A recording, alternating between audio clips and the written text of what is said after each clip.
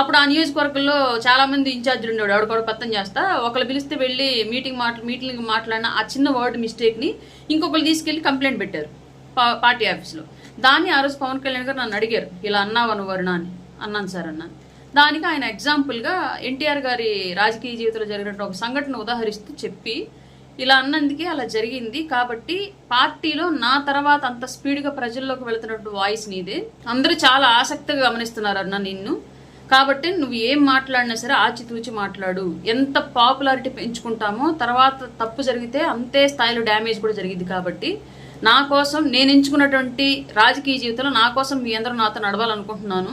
నేను ప్రయాణం చేయాలనుకున్న 25 ఏళ్ల రాజకీయ చరిత్రలో రాజకీయ కెరియర్లో నాతో పాటు నువ్వు కూడా ఉండాలనుకుంటున్నాను. ఎన్ని బాణాలు తగిలినా బలంగా నా కోసం నిలబడి ఉండు, మనందరం కలిసి మనం చూడాలనుకున్న సమాజాన్ని చూస్తున్నామని చెప్పేసి ఓపెన్గా 23 మంది ముందు చెప్పడం జరిగింది పవన్ కళ్యాణ్ గారు.